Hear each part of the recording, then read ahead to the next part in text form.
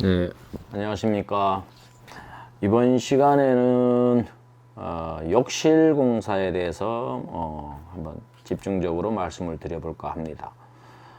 욕실 공사에는 크게 일반 욕실 정도 형태가 있고 또 UBR 욕실이라고 하는 욕실이 있습니다. 그러니까 크게 두 가지 형태로 나눠볼 수가 있는데, 일반 욕실부터 먼저 말씀드리면, 일반 욕실을 이제 주로 오래된 욕실을 리모델링을 하게 되고 또 인테리어를 하게 되면 소비자분들이 제일 먼저 거기에 대한 문의를 해 오실 때 덧방으로 하나요? 아니면은 기존의 타일들을 다 깨내고 시공을 하나요? 이렇게 물어보는 경우가 많이 있습니다. 근데 그 부분에 있어서 제일 먼저 논해드리면, 일반적으로 옛날 지금으로 따지면은 지금부터 한 10여 년 그쯤 될 겁니다. 그 전 이상이거나 그때부터 덧방이라는 개념이 안 좋은 욕실 공사에 해당하는 개념, 그런 생각으로 소비자분이 알고 있는 거죠. 그건 왜 그러냐 하면, 10여 년 전 그때 당시에는 타일 위에 이제 덧방식으로 붙여서 타일을 다시 시공하는 이런 형태의 접착제, 타일 위에 타일을 다시 붙이는 그런 덧방 형식의 자재가, 접착 자재가 개발이 되어 있지 않았을 때의 당시의 이야기입니다. 그때는 모래로, 시멘트로 이겨서 붙여야 되는 그런 상황의 자재일 때, 그럴 때는 타일 위에 타일 자재가 시멘트로 붙지 않습니다. 미끄러져 내리죠. 그래서 덧방으로 하게 되면 부실 시공이 많았습니다. 다중인도로 제대로 접착이 안 되니까 떨어지는 폐단이 많았던 거죠. 그래서 덧방식으로 시공을 하는, 미장으로 사춤으로 타일 위에 다시 덧방으로 시공을 하는 방식을 선택을 해서 공사를 마무리 지어 놓으면 그 공사가 오래 못 가서 바로 다시 타일들이 탈착해서 떨어지는, 탈락해서 떨어지는 경우가 거의 다반사였기 때문에 소비자분들이 덧방을 굉장히 싫어하는 거죠. 그리고 그 안 좋았던 기억이 많은 소비자들 층에서 부실공사다, 그렇게 덧방공사는 인식이 되어 온 것입니다. 그런데 과거 지금으로부터 말하면 10년 정도 그 무렵 때부터 우리나라에서 타일 위에 타일을 그대로 덧방 쳐서 접착을 할 수 있는 본드, 그것이 개발이 된 겁니다. 그때부터는 덧방식이 안 좋은 욕실의 공사다가 아닌 거죠. 그때부터는 정상적인 공사가 덧방인 공사가 된 것입니다. 근데 덧방으로 하면 타일의 두께가 더 두꺼워지니까, 벽의 두께가 두꺼워지니까 욕실이 더 협소해지는 것이 아니냐, 좁아지는 것이 아니냐, 이렇게 생각하는 분들이 또 많이 있습니다. 그러나 그것이 아니죠. 좁아진다라고 하는 것이 무슨 굉장히 5cm, 10cm 이렇게 두꺼워지는 것이 아니고, 타일 한 장의 두께라고 해야 겨우 6mm, 8mm 안쪽입니다. 채 1cm가 두꺼워지지 않습니다. 그래서 실제적으로 욕실의 그 두께가 두꺼워지는 현상은 소비자는 전혀 느낄 수가 없습니다. 그리고 실제적으로 좁아진다는 개념이 없다라고 보셔도 과언이 아닙니다. 그러니까 그런 염려는 안 하셔도 되는 거죠. 근데 소비자분들이 깨내고 하면 정상적으로 아주 잘해주는 공사처럼 여기고, 기존 타일을 깨내고 하면, 근데 덧방을 친다, 이렇게 말하는 소비자의 표현을 따라서 말씀드리는 겁니다. 덧방을 친다, 덧방으로 시공한다, 이런 게 원래는 FM적인 말씀은 압착시공법이다라고 합니다. 그 압착시공법으로 시공을 하면 뭔가 부실적으로 편하게 사업자들이 하려고 한다, 이런 식으로 느끼는 것이 감정이 많은 것 같습니다. 그래서 지금도 그러면 깨내고 할 수가 없느냐, 깨내고 해줄 수 없느냐, 아직도 이렇게 불안해해서 그렇게 주문을 하시는 분도 많이 있습니다. 하지만 두 개의 차이점을 극명하게 느끼셔야 됩니다. 이 욕실은 가두리 방수라고 해서 물을 가둬놔서 받아놔도 전혀 새지 않는 그런 방수 상태로 욕실이 되어 있는 것이 기존 욕실의 모든 상태가 그렇게 되어 있습니다. 그런데 이 충격, 타일을 깨내기 위해서 충격을 줘버리면, 이 브레카라든가 또는 이런 굴착기라든가 이런 기계를 가지고 타일을 탈착하기 위해서 충격을 주게 되면, 거기에 따른 충격 때문에 그 층이 크랙, 금이 가고 파손이 일어남으로 해서 아랫집으로 물이 새는 원인이 되는 겁니다.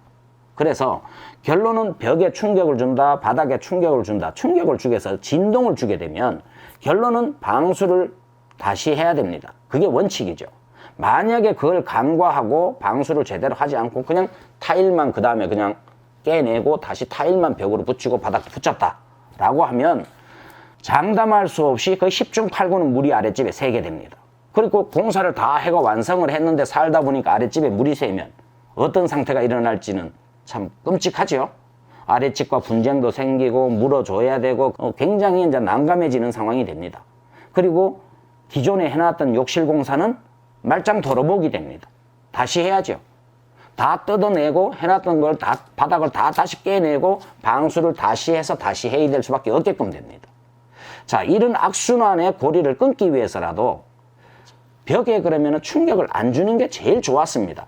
그런데 어차피 벽 위에 타일이 떨어지고 있고 이렇다면은 지금 요즘 같은 세월에도 압착 시공법을 할 수가 없어요. 이미 전 타일이 불량으로 되어 있으면 주르 떨어지기 때문에 그 위에 압착 시공을 할 수가 없지요. 그러니까 떨어뜨릴 수밖에 없고 사춘 방식으로 시공을 하는 걸 채택을 해야 되는데 그렇게 되면 철거도 해야 되고 바닥이나 벽이나 굴착을 다 해야 돼요. 그렇게 되면 작업 비용이 일반 욕실에 편하게 타일 위에 이렇게 편하게 접착을 해서 압착 시공법을 할 수 있는 것이 안 되면 철거비 더 들어가고 또 폐기물도 엄청나게 늘어나고 또 철거하는 데 들어가는 장비와 인건비 이런 것도 엄청나게 더 들어가고 소란스러운 진동이나 소음 또한 엄청나고 그리고 또 하지 않아도 될 일반 욕실 압착 시공법을 해야 되는 것보다 하지 않아도 될 방수를 또 해야 되고 또 붙일 때도 마감에 붙일 때도 벽면이 깨끗하게 평면이 아니기 때문에 사춘 방식으로 옛날 방식에 그대로 모래로 붙이는 방식으로 시멘트로 붙이는 방식으로 시공을 해서 완료해야 됩니다. 자, 이런 방식으로 시공하는 것이 깨내고 한다. 소비자들이 흔히 주문하시는 기존 타일을 다 깨내고 해줄 수 있어요? 그렇게 해주세요 라고 하시는 분들의 유형이 될 겁니다. 자, 그런 거는 옛날 10여 년, 과거 10여 년 전 이상 됐을 때의 일이고 현재에는 이미 그 기존 타일만 견고하게 잘 되어 있는 세대라면 압착 시공법이라는 공법을 써서 불과 더 좁아지는 것은 말씀드렸듯이 6mm, 8mm 거의 눈에 사람은 느낄 수 없을 정도의 상황으로 덧방이 가능합니다. 그렇게 되면 충격도 없고 폐기물도 그렇게 많이 나오지 않죠. 굴착도 없고 소음도 나지 않고 그렇게 완료를 할 수 있는 게 욕실입니다. 근데 기존의 욕실이 아랫집에 이미 물이 새고 있다면 그걸 꼭 확인해야 됩니다. 욕실 공사를 하기 전에는. 내가 욕실 공사를 하겠다라고 하면 이미 아랫집의 욕실 쪽에서 누수가 있는지 없는지를 확인하는 것이 필수입니다. 물이 새고 있는데 그냥 덧방식으로 마무리 지어버리면 아랫집에 물 새는 거를 막을 길이 없죠. 계속 흐르고 있을 거니까. 그러니까 그걸 점검하고 물이 새지 않는 상태인 걸 확인하고 그리고 타일이 견고하게 벽에 잘 붙어 있다면 압착 시공법을 써서 덧방, 소비자들이 알고 계시는 덧방 시공법을 쓰면은 간결하게 끝날 수 있습니다. 한번 정리를 해드리면 자, 일반 욕실일 때의 공사 지금 현재의 타일들이 바닥이다 벽이다 하는 부분들의 타일들이 다 견고하게 잘 붙어 있는 상태고 아랫집에 확인을 해봤는데 누수가 일어나지 우리 집에서 내려가는 물이 누수가 없다 이렇게 한다면 압착 시공법을 써야 된다는 거 소비자분들의 흔히 말하는 덧방 시공법으로 할 수 있다는 거 전혀 잘못된 공사가 아니라는 거 덧방 시공이요 정상입니다. 극히 정상적인 시공법을 쓰는 겁니다. 근데 아랫집에 예를 들어서 물이 샌다든가 아니면 타일들이 부분 떨어지는 게 아니고 상당한 부분이 이미 탈착이 되고 있다면 전체를 떨어뜨리고 다시 하는 것이 원칙입니다. 벽면에 떨어진 타일들 범위가 너무 많다든가 아니면 벽면에 타일들이 떨어지는 것과 관계없이 아래층에 누수가 이 욕실에 누수가 일어나고 있다면 이 두 종류의 욕실이라면 그것은 다 떨어뜨리고 다시 방수부터 다시 해서 옛날 방식대로 사춘 방식을 시공해야 되는 게 불가피해지는 겁니다. 그리고 뭐 견고하든 안 하든 아랫집에 물이 샌다라면 그건 선택의 여지가 없다라는 거죠. 바닥을 무조건 다 굴착을 해내야 되는데 많게는 뭐 20cm 정도, 적게는 10cm 정도의 두께를 다 깨내야 됩니다. 깨내고 난 다음에 방수를 해야 돼요. 자, 이 방수를 해야 되는 부분은 그 UBR 욕실에 넘어가면 또 설명을 또 해야 되겠지만, 제대로 된 욕실의 방수라면 어떤 공정을 거쳐야 되느냐고 먼저 다뤄보겠습니다. 욕실 방수는 먼저 바닥을 본바닥, 바닥에 배수와 수도 배관이 널려 있는 바닥까지 파고 내려가야 됩니다. 그 깊이가 보통 10cm, 뭐 15cm 이 정도 내려가면 아래층과 위층의 본바닥이 나와요. 그 본바닥만큼 내려가서 거기에서 설비나 이런 것들을 제대로 잡은 위치를 잡아놓고 거기다가 모래에 방수액을 상당히 혼합을 해서 싹 방수를 해야 됩니다. 바닥에는 그렇게 하고 벽으로도 보통 700에서 800 정도의 높이로 벽 방수도 해야 됩니다. 벽 방수를 하고 그 다음에 굳어지고 난 다음에 2차 방수, 그게 이제 1차 방수고 2차 방수로 아스팔트 방수라고 흔히 말하기도 하고요. 뭐 콜크 방수라고 하기도 하고요. 자, 그거를 2차로 방수를 또 합니다. 그거는 점성이 있고 탄성이 있어서 보통의 그 충격으로는 깨지지 않고 크랙이 있어도 탄성이 조금 있기 때문에 커버가 되는 그런 성질을 가지고 있죠. 그래서 물이 전혀 스며 내려갈 수 없는 상황을 만듭니다. 자, 그렇게 하고서 이제 높이가 본바닥만큼 사충으로 채워졌으니까 그 다음에 그게 다 굳어지고 나면 그 위에 타일 시공을 합니다. 자, 이게 이 공정을 거쳐야 되는 거죠. 이게 바로 방수, 욕실 방수, 가두리 방수라고 합니다. 그렇게 방수를 1차 방수하고 2차 방수의 콜크 방수까지, 아스팔트 방수까지 끝내야 돼요. 이것이 욕실의 정상적인 FM 방수라고 할 수 있습니다. 근데 이런 방수를 하지 않는다면 혹여 우리 소비자분들이 나중에 욕실 공사를 하실 때 누수가 있는 욕실이었다 또는 UBR 욕실이다 할 때 방수하는 공정을 제가 지금 말씀드린 대로 공정을 거치지 않는 사람이라면 그 사람은 부실 공사를 하고 있다라고 해도 틀리지 않을 것입니다. 일반 욕실의 경우는 끝난 거고요. 2차로 넘어가서 UBR 욕실을 한번 생각을 해보죠. 자, UBR 욕실이라고 흔히 소비자분들이 우리 집엔 UBR 욕실이라서 돈이 더 많이 나온대요. 공사가 더 많이 나와요.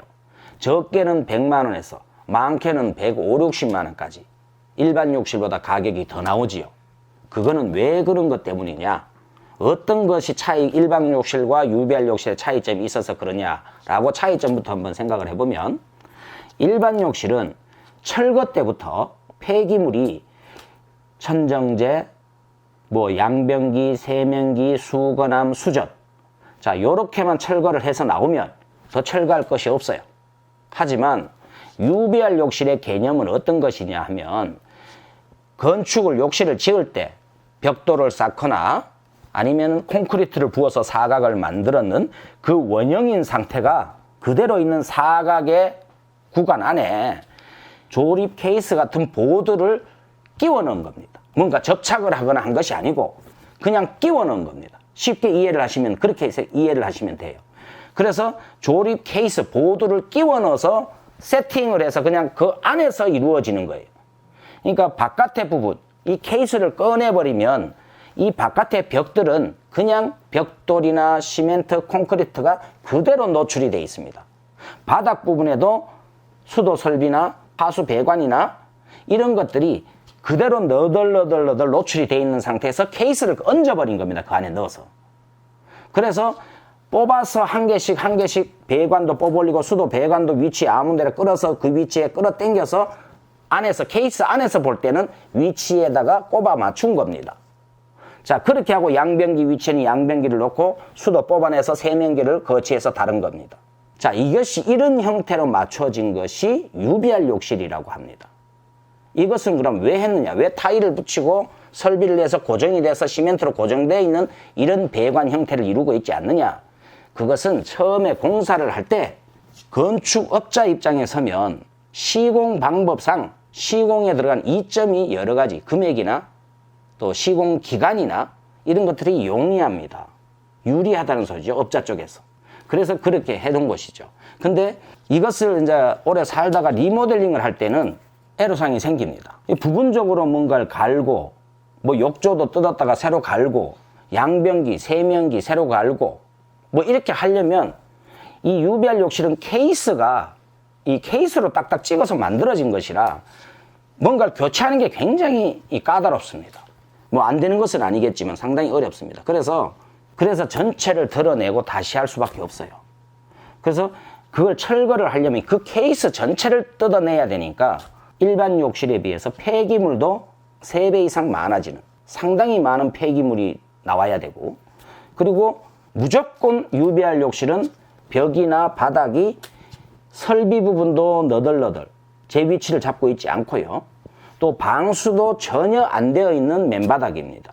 그러다 보니까 UBR 욕실을 다 철거를 해내고 이 케이스를 다 뜯어내고 나면 방수도 새로 해야 되고 설비도 새로 해야 되고 이런 걸 다 제대로 정상적인 일반 욕실의 타일 시공법으로 가는 욕실 형태로 다시 설비를 해야 됩니다. 수도 설비, 배관 설비 다시 맞춰서 위치에 맞게끔 설비를 하고, 그 다음에 방수를 가두리 방수, 앞전에 말씀드린 가두리 방수 형식으로 1차 방수, 2차 방수까지를 하셔야 됩니다. 벽까지 다. 그렇게 하고 난 다음에 굳어지고 나오는 양생 시간을 거쳐서, 보통 양생 시간은 최소 24시간 이상, 많게는 뭐 이틀 정도까지, 48시간까지요. 방수의 양생 시간을 가지고 그 이후에 양생이 다 되고 나면 그 다음에 타일을 붙여서 완료하는 상황이 됩니다. 그래서 타일을 붙이고 난 다음에 타일 붙이는 것도 타일 위에 타일을 붙이는 압착 시공법이 안 되지요. 당연히 옛날 방식의 사춤, 모래 방식으로 붙여야만이 접착이 됩니다. 그래서 접착하는 것도 쉽게 접착이 안 되지요. 그래서 그 시공법도 어렵지요. 그래서 시공가도 더 들어가고 방수도 들어가야 되고 철거도 한 2~3배 이상의 양이 나오고, 시간도 일반 욕실에 비해서 이거는 양생 시간도 더 길고 철거 양도 많아서 철거 시간도 더 길고 방수하는 시간도 걸려야 되고, 그래서 일반 욕실에 비해서 이틀 내지 3일 이상 기간도 더 걸리고 노임도 더 들어가는 거죠. 그러니까 UBR은 철거 때부터, 철거 양부터, 또 방수부터, 또 설비부터, 그 다음에 시공, 마지막 타일에 시공하는 시공법부터, 그리고 시간도 또 양생되는 시간도 더 경과돼야 되고, 그래서 이런 식으로 차이가 확연히 납니다. 이렇게 따른 이제 비용들을 합쳐서 일반 욕실에 비해서 UBR 욕실은 적게는 100만 원에서 150~60만 원까지 차이가 집니다. 그래서 이런 것들을 소비자분들이 일반 욕실과 UBR 욕실의 차이점을 알고 계시면 좋을 것 같습니다. 그리고 마지막으로 또 정리해드리면, 덧방 시공이 나쁘다라고 생각하시는 거는 인식을 바꾸시는 게 좋아요. 이제 옛날에 과거 10년 전 이야기였다. 압착 시공법이라고 하는 덧방 시공은 정상행위다. 이렇게 생각하시는 게 좋습니다. 그리고 UBR 욕실이다 라고 하는 것은 욕실을 신축, 처음 건축하는 것 같은 공정을 다시 거친다. 그렇게 생각을 하시면 좀 편리하실 것 같습니다. 뭐 더 궁금하신 점들은 댓글로 남기셔도 제가 답변을 또 상세히 드려드릴 수 있습니다. 자, 오늘의 욕실 공사에 대해서는 여기까지 하겠습니다. 감사합니다.